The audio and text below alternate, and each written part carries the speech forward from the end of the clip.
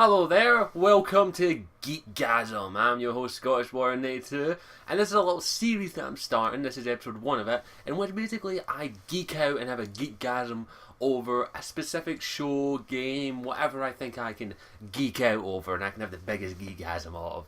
And as it is, if you're going to do something involving geekiness and over extensive use, you have to wear the proper attire, so this is my GeekGasam robe. And don't ask what it's like down there, because you don't want to see it. But yeah, I thought this would be an interesting wee series to start. As is, a lot of the good names for Geek Overload shows are taken. Geek Outs, Geek Overloads, things like that. So GeekGasm it is. And this one is going to primarily be about, since it is episode 1, a game that I am extremely passionate about and that I absolutely love. It's probably up there with one of my all-time favourite games of all time, and it is the Dragon Age series by BioWare. Dragon Age Origins, Dragon Age 2. I love this series. It is one of my all-time favourite series of games, so much so that I have various Dragon Age related stuff that I own, including all of the current Dragon Age novels, The Stone Throne, The Calling, and Asunder, Asunder being one of my favourites. I also own 2 out of 3 of the Dragon Age graphic novels. Now these are individual issues of Those Who Speak and The Silent Grove. The third one I'm waiting for the volume to come out before I get it. I also own the Dragon Age World of Thedas Volume 1, or as I call it, the Dragon Age Lore Book, because this is basically the lore of Dragon Age. I also happen to own a Lyrium themed necklace. So you can see that I love this series immensely, and I want to geek out over the possible theories and themes that I think Dragon Age 3 will touch upon. This is primarily going to be lore and plot specific. I'm not going to talk about gameplay and all that, because Dragon Age 2 has never been so strong with its gameplay. The gameplay is good in most of the Dragon Age games. Dragon Age Origins was exceptionally okay, and Dragon Age 2 really improved on a lot of that.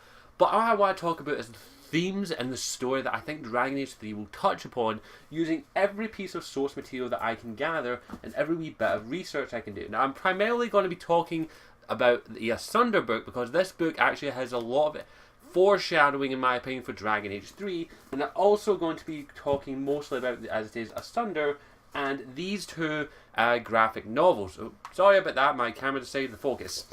Silent Grove and Those Who Speak. I haven't read Until We Sleep, which is the 3rd volume, so I don't know too much about that, but I will give you an advanced one that I will be talking spoilers about the graphic novel and Asunder. So that's all this. I will also be using a subtle couple of theories about this little thing, because a couple of things in here give me a little idea or two. So, advanced warning, spoilers ahead. So, for Dragon Age Origins, Dragon Age 2, and Asunder, and the graphic novels. So, you may want to click off now if you don't want spoilers. So, firstly, we got to talk about this. Dragon Age 3, in my opinion, is probably my most anticipated game of 2013/14, because it hasn't been given a set release date. The 4th Dragon Age book, however, which is called the Masked Empress, I believe, I think that's what it's called, is scheduled for release in 2014, I believe. Now, I could be wrong about that.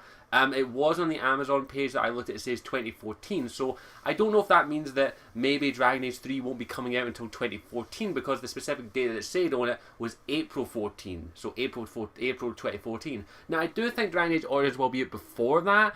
Dragon Age 3, will be out before that, but it wouldn't surprise me if it wasn't out until early 2014, late 2014, because I think that would have given BioWare enough time to work on it. So, that's what I'm going to be talking about mostly. So I'm taking a wild guess of what the theme was, especially from the Asunder and Dragon Age Asunder and the graphic novels, because that's where most of my theories and ideas about the theme that's going to be touched upon. So, yeah, so the 4th book, I don't know, it's going to be set in Orlais, we do know that, like Asunder was. So, yeah, the 4th book I'm really looking forward to, I will be picking it up. It isn't written by David Guide, it's written by Mac, I can't remember the author's name, I do apologise. I'm horrible with names. Sorry, I can't help it. But I want to let's get to Dragon Age 3. Let's talk about this. Now, I think most of us, if we're Dragon Age geeks, can guess what Dragon Age 3 is going to be about. We can take a wild guess that, especially after the events of Dragon Age 2, that Dragon Age 3 is going to be about the Mage Templar War.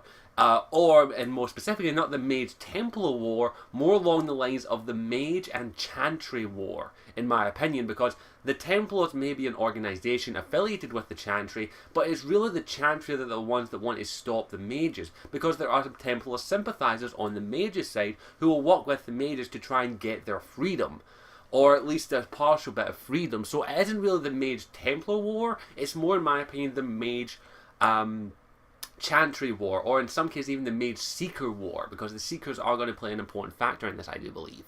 Now, I'm taking a lot of stuff from this book here. I will get to the graphic novels, but I will talk about this briefly. After the events of Asunder, which advanced one, I am going to have to talk about spoilers if you want me to talk about that. Which basically what happens in Asunder is basically the beginning of the rebellion in Orlais. This follows the characters of Rhys, Evangeline, and Wynne. Yes, Wynne is in this book, and she does do a vital part. And so much so that that Rhys is actually her son. In Dragon Age Origins, she referenced the fact that she did have a child, but the child was taken away from her. The main character of this is her son, who was sent to the Chantry in Orlais, or the Mage Tower in Orlais. So let's just say there's a little bit of family gathering, get together here. So what happens in this? What happens in Asunder that gives a lot of hints? Well, basically, the initial plot of Asunder is that a mage, a tranquil mage, has figured, not so much a tranquil mage, a mage has figured out how to reverse the Rite of Tranquility, which, if you don't know what that is basically the procedure and the rite that the Templars use to remove emotion and magic from mages who they deem too risky to have magic. Ones that might be most prone to becoming possessed by abominations. And basically this is deemed one of the worst things in my opinion, because not only does it remove a person's magic, it severs the connection to the Fade, but it removes their emotion, and what makes them human, or elf, if that is. It takes away their very being, their near enough their soul, you could say. And it's a thing that I don't like. I don't like that idea of that. And a lot of mages don't either. Some mages think it's necessary, but a lot of mages don't. And some Templars are the same. Some Templars are against it, some Templars are for it. But the Chantry uses it as a little, say, if you get out of line, we're just going to take away your magic, and along with your fucking soul. That's what it is. But this is a bit an interesting plot point, that if a mage could figure out how to reverse the Rite of Tranquility, this would open up so many opportunities and would be a major risk to the Chantry. Because of that factor, is that the Rite of Tranquility is almost their only means to stop a mage permanently. Or at least that's what they thought. And subsequently the mage succeeds and actually reverses the Rite of Tranquility on someone. And this works. He's given his emotions back, he's given his magic back. This is deemed a major threat to the Templars and the Chantry. So much so that it basically near enough instigates the war, in my opinion, because what happens after they return from their mission is basically the guy who was given the Rite of Tranquility and was removed is going to go through the Rite of Tranquility again. Now imagine that. Going through the Rite of Tranquility once would be something like having your emotions taken away, and then you're giving them back, only to have them taken away from you again. That is something that no mage wants to go through, once or even twice. And so much so that he is used as a little bit of a symbol in some instances by various characters, including a character called Fiona, who was actually one of the main characters in Dragon Age The Calling. And yeah, she is in this, and she is basically I think she's the head mage, and basically the grand cleric. No, grand cleric. I can't remember the titles. It's difficult to say the titles sometimes. But she basically near enough uses this guy almost as a symbol. No, she doesn't use him explicitly, but it is what happens to him in the events that leads to him, that leads to near enough a rebellion. In fact, that this mage is killed. Like, he isn't given a chance. Like, he actually begs for death. He actually says he would rather die than go through the Rite of Tranquility again, and he is killed. Now, who killed him is given. We're told at the end of the book who killed him, and it was a lot of suspicion was put on a character known as Cole, who isn't a mage per se. He is he is a mage, but he has this unique ability in that if you don't see him, you don't see him. If you don't know of him, you will never see him. You don't see him. He's basically invisible. Like, only Rhys can see him and remember him. everyone else who ever sees him will forget him. And he actually has a bit of a guardian angel, he thinks, in some instances, in the fact that he has killed mages who didn't want to go into the chantry, who didn't want to become in the circle of magi. And subsequently, suspicion is put on him that he is the one that killed this mage who the Rite of Tranquility was going to be put on a second time. Now, it was later found out that someone else killed him, but a lot of people, Reese especially, believed that it was him. And you can imagine how that feels, because Cole and Reese, they were close, they were like friends, they were really good friends, because they were the only two that could see him. So, that basically, the death of the mage almost instigated. Now, there were a lot of other stuff, but that's like the straw that broke the camel's back, basically, and all hell breaks loose in Orlais, the capital of Valriou, if memory serves me, where the Suckle is basically located. Completely anarchy. Literally, mages and Templars are killed left, right, and centre, and not just like all mages, all Templars, but mages killing mages and Templars killing Templars, including the character of Evangeline, who's another main character in Asunder, who becomes romantically affiliated with Reese. And she is on the side of the mages because she loves Reese in some instances. And yeah, that is basically, it isn't a clean cut, it isn't like white and black, it isn't mage and Templar. It's mages and Templars versus mages and Templars. It isn't just mages versus Templars, it's the idea of freedom, and that's about it. Like, all the mages want is to be treated as equals and have given some trust. That's all they want, against a chantry who wants to subjugate them and control them. That's what the chantry wants to do. The chantry's main power may be the Templars, but their other more powerful one is the mages. If they can't control the mages, what else can they do? So this is what I think the theme of Dragon Age 3 will be, especially after the events of Asunder, is that the idea of freedom. And the idea of that if someone is given immense power, like a mage, the ability to control fire, water, wield, summon things at an instant, at a thought. And do you give that person the trust that they won't go to take it too far? And the Chantry's main fear is the Tevinter Imperium. The Tevinter Imperium is mostly run by mages. The Suckle there was free. The Chantry there went, right, Suckle, you're free. And subsequently, mages are the high power. The mages are magisters. They control everything. They are the high-ups. They're the ones that basically rule. And that's what the Chantry mostly fears. Is the idea of the mages, of Orlais especially, becoming like Tevinter, in which the mages control everything. And the main reason is they have the power. They have the power to destroy cities. But they don't trust them. That's the thing, and that's what a lot of mages state, is that we don't want to kill, we don't want to fight, but we will fight for our freedom. We just want to be trusted. And admittedly, there are mages out there that are just blood-hungry motherfuckers. Plenty of them out there. Alistair. And Anders comes to fucking mind. Fucking Alistair. Anders. Sorry, I always get the names mixed up. But yeah, that's what I think the main theme of Dragon Age 3 is going to be, especially if they're going to be concentrating on the Mage-Templar War. That's going to be probably the main theme, the ideal of freedom. And the fact that, are you willing to fight for freedom, or do you cage it? And now, as I said, I'm a mage guy. I like the mages. I actually agree with the mages in a lot of instances. I do believe that they need to be controlled in some instances, because some of them do get too powerful. But a lot of the mages you come across in Dragon Age and the Dragon Age universe, a lot of them turn to blood magic and making deals with demons out of desperation. That's what they go to. They go for desperation. That's the only reason that a lot of them turn evil or blood magic, is because of that factor. Because the Templars or the Chantry puts them into a corner. And if you're in a corner and someone comes to you and says, I can help you, but all you need to do is let me in, and I can save you. I can help you defeat them, and then you truly will be free.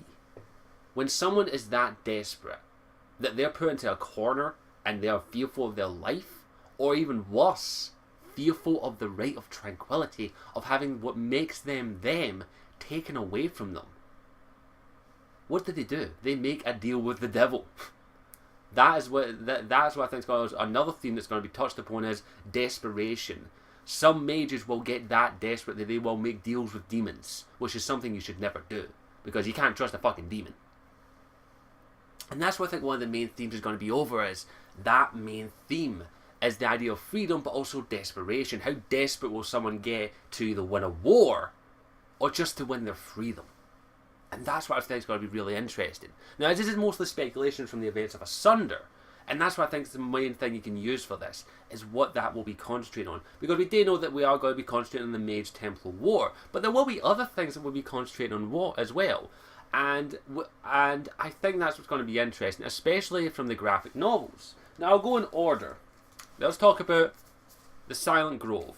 This one here also gives a lot of hints towards Dragon Age 3 in my opinion, especially with the overall plot and also theme of it. I might have to have a wee glimpse through, but I'm pretty sure I remember the most of this story. Just give me a quick second. Yeah, I remember. So I just had to make a quick glimpse through this story. Now I'm basically done talking about Asunder. There is one major spoiler that I would love to talk about, but it is a bit of a doozy and I don't want to spoil it for anyone. But I'll say this right now, Asunder definitely has more foreshadowing than this in some instances. But let's talk a wee bit about the Silent Grove. Now this one is Alistair, Isabella and Varric, Dragon Age Origins character and 2 Dragon Age 2 characters. 2 of the most popular Dragon Age 2 characters. Especially Varric, he became immensely popular. But let's talk about the Silent Grove quickly. Now I have reviewed this. Now basically the plot of the Silent Grove is that Alistair has gathered some information that his father, King Merrick, may still be alive. And that he was captured, I believe it's by the Tevinter Imperium. Let me just double check. Yeah, no, sorry. By the Antivans. He's in Antiva City, my apologies. That his dad, Merrick, King Merrick, is still alive. And captured by the Antivans. I believe it's the Antivan Crows, but I'll just say the Antivans. And he's basically gone out to rescue him. And he's contracted Isabella and Varric to help him out in that instance. And we find out that Merrick could still be alive, but we also come across another couple of interesting plot twists as well. We've got not twists, but more information. And the fact that we come across someone who claims to be Morrigan's sister. In fact, I'll see if I can get a picture of her. So Advanced 1, and this is a spoiler, but this character, whose name escapes me, I do apologise. I am horrible when it comes to name. But she claims to be, wow, that's Merrick. I completely forgot. There's a picture, there's some artwork of a guy who might be Merrick. But we are this character who has the ability basically to kind of control a dragon. Yeah, here she is. Her here. She claims to be Morrigan's sister. Like, she is Yavanna.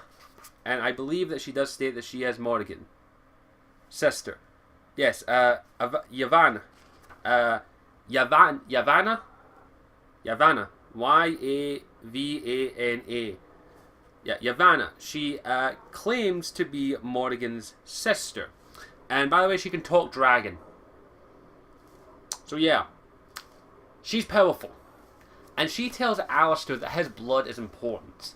And I do apologise, it has been a while since I've read this. I do need to make sure I find the words. Very well, blah blah blah. Ignorance of mankind, blah blah blah blah blah.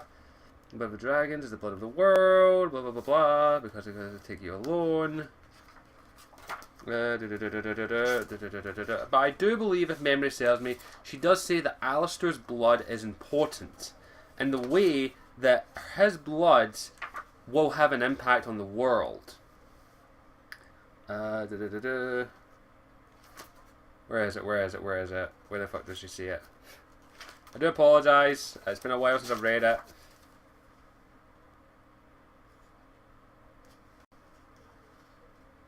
Yeah, she brings people back to dead.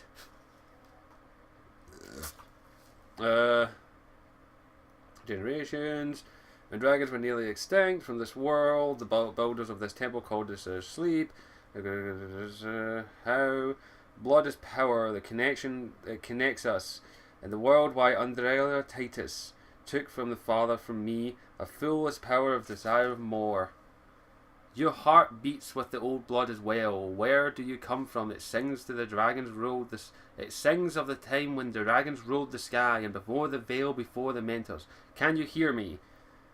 Yeah, basically saying that Alistair's blood is very important, and the fact that he is the blood of Merrick, the blood of kings, basically, in some ways. And the fact that she wants to bring dragons back in some instances. And, yeah, so that's another interesting thing. So it probably does mean that Alistair will be in Dragon Age 3, and I fucking hope so. He's the king, for fuck's sake. Well, in my Dragon Age Origins, he's the king of Ferelden.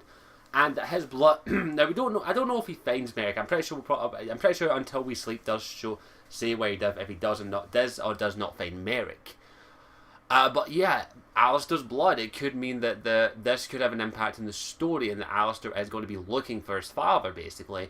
And that his blood, Alistair's and Merrick's, could lead way to possibly another return to the dragons, basically. And dragons are all near but extinct in the Dragon Age world. There aren't that many left, but there are some. They were thought to be extinct until the Stolen Throne, in which, in the events of the Stolen Throne, causing the age to change when a dragon was spotted over the Frostback Mountains. Now, it says that's Alistair's story. We did find out that Alistair is looking for that, and that his blood is important. Oh, I do apologise, my throat's gone a wee bit. But we do know that. We do know that Alistair's going to be looking for his father. And I love that. I don't know what this will mean. Like, I can't imagine what it's going to be like. And especially something here in the calling. Now, advanced warning, there is a little bit of a spoiler here. There's a big spoiler for the end of this book, so I will say that right now. As in the fact that at the end of the calling, we find out that Merrick, because Merrick is in the calling, actually had we find out in the calling that Merrick goes to the Deep Roads with Grey Wardens, and one of the Grey Wardens that he gets very close with is called Fiona, an elven Grey Warden mage, and he saves her basically from becoming an abomination, and they have a special night together. They sleep together basically in the Deep Roads for one night of passion, basically, and this results in a child being born. In fact, at the end of the book, Merrick states, if memory serves me, I'll just double check. Epilogue. Blah blah blah blah. Thank you, Merrick. Blah blah blah. I'm pretty sure he states that he'll send it send the child to Redcliffe. I'm pretty sure that he does.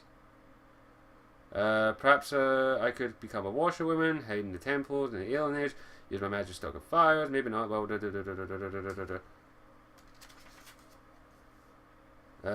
yeah, basically, I'm pretty sure it does. I can't find the exact extract where it states it, but I'm pretty sure that he does state that he's going to send the child to Redcliffe to be looked after. But the boy is a boy, will never know of his true mother. Like, Fiona makes him promise that he will never know who his true mother is. We'll see you again. And she does ask, Merrick does ask, will he see her again, and if the Maker wills it. But also Duncan is in this book as well, actually does state that he'll come back and check up on the child. And who did he check up on regularly? We find out, Alistair. Now, I don't know, as it's heavily implied that the child at the end of the calling is Alistair. So Alistair could be heading to Orlais. I think at the end of Those Who Speak, I'm pretty sure actually that they're heading to Orlais. I'm pretty sure they state that they're heading to Orlais. I could be wrong. I'm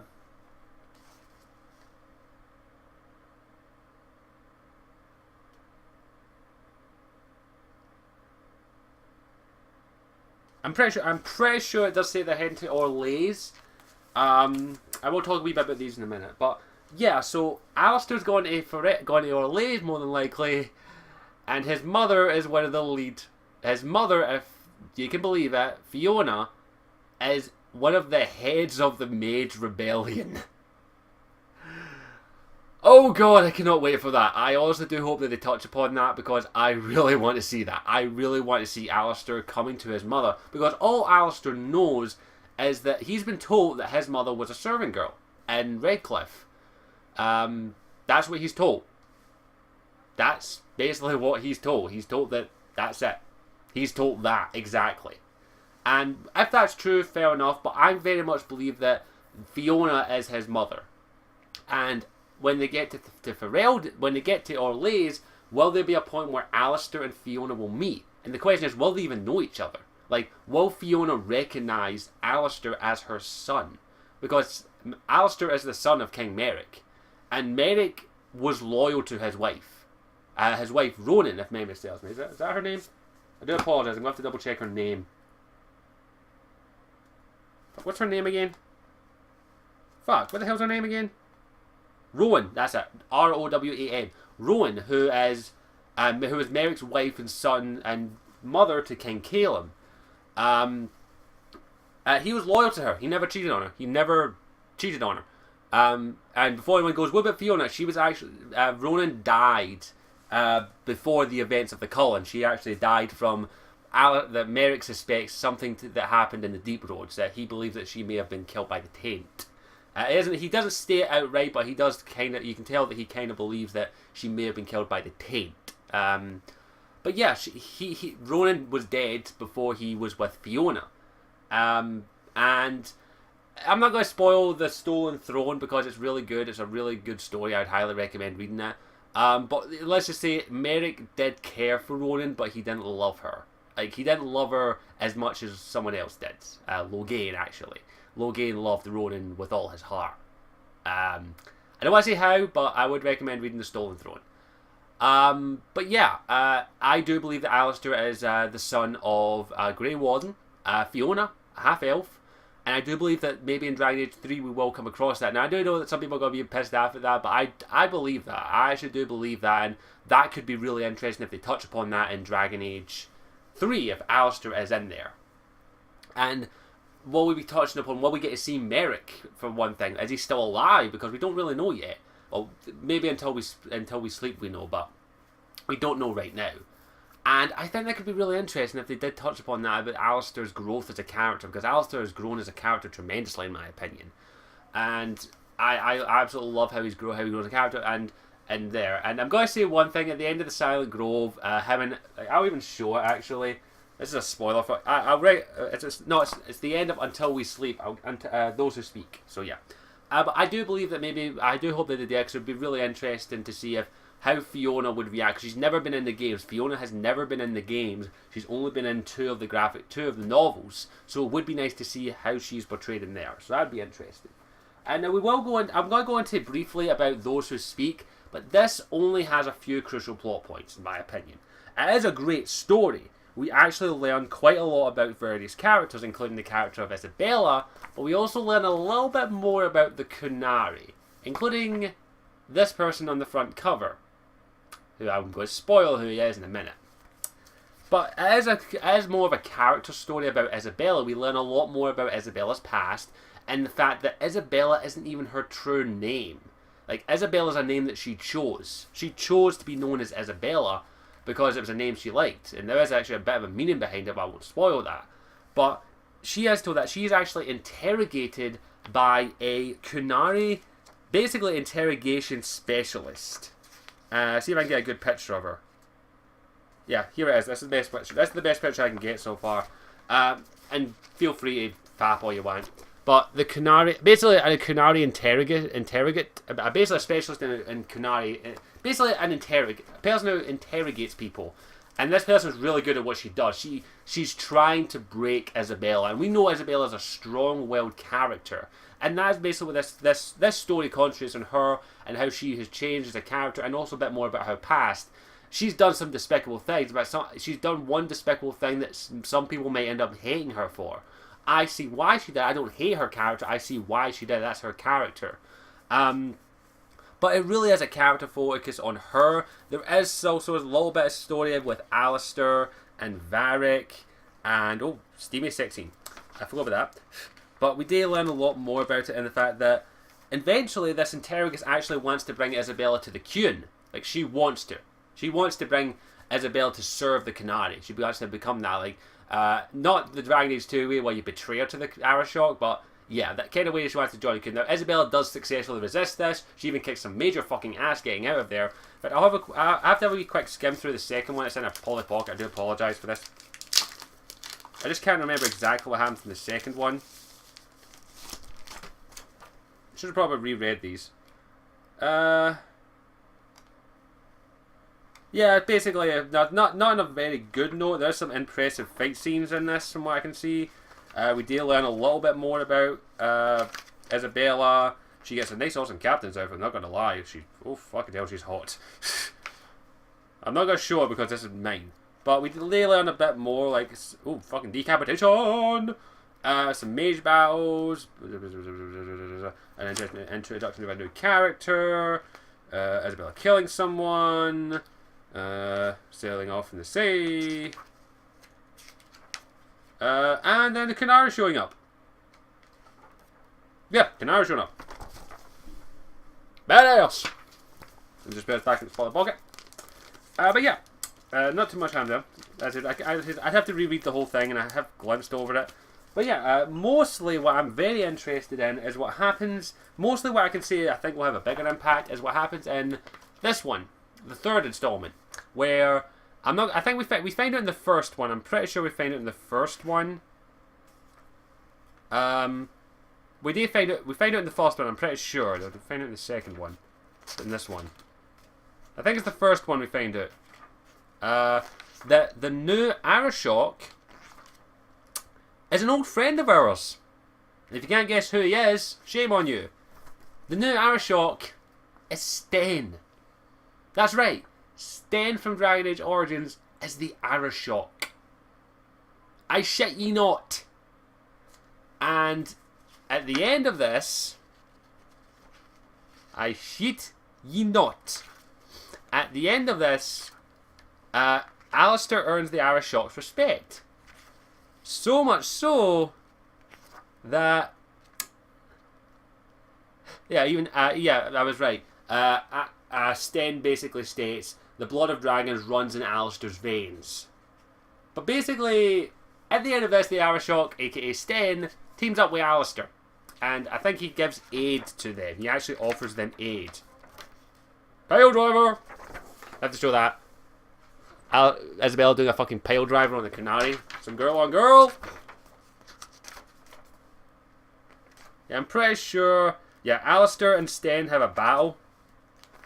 And Sten, I'm pretty sure at the end of it, makes a deal or teams up with him. Pretty sure. Just double check.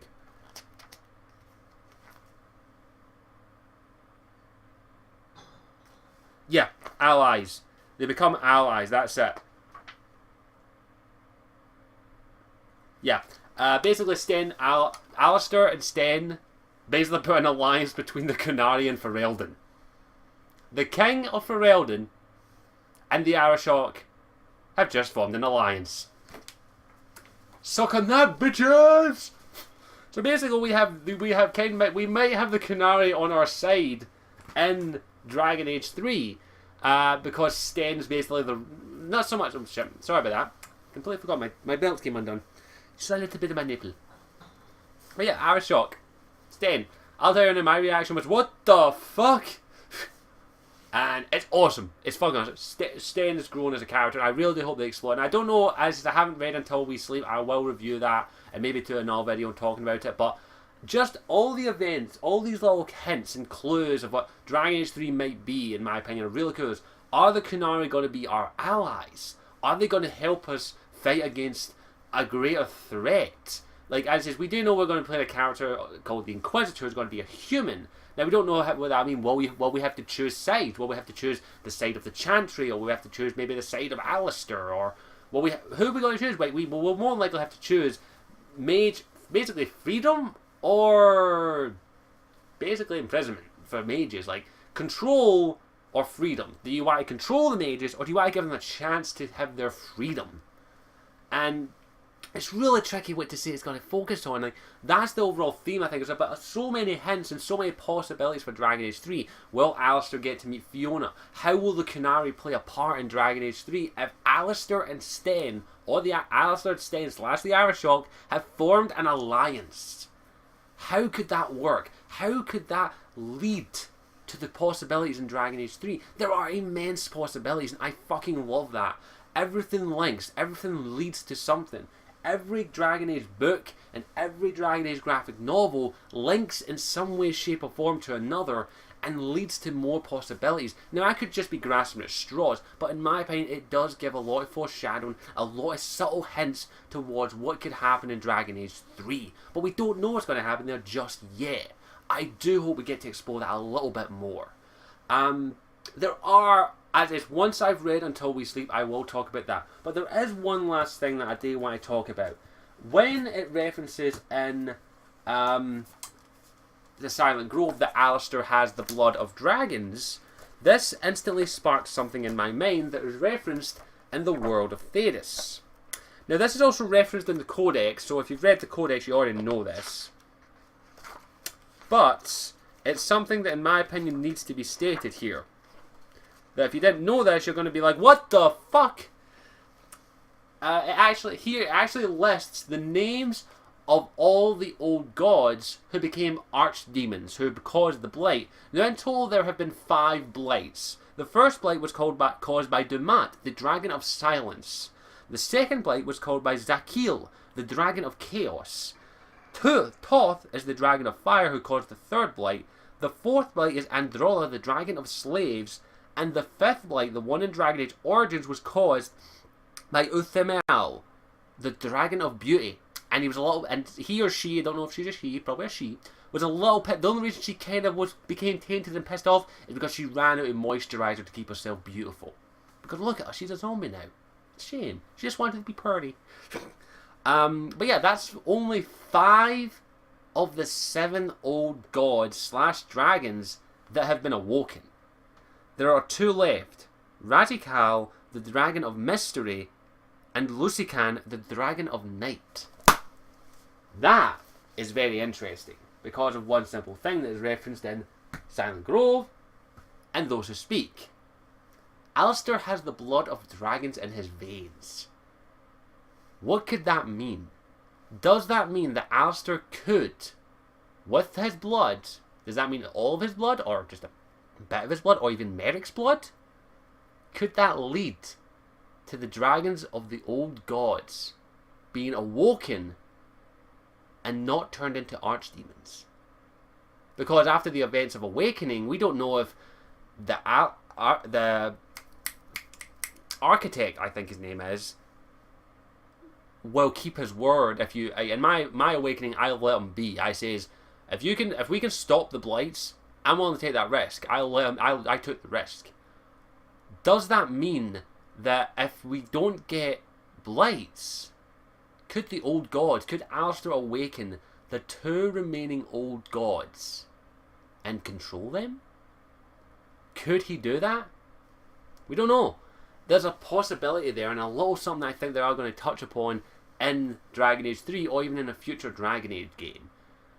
And it's tricky. Like, what does the blood of dragons do? Does it allow you to control them? Will it allow them to awaken?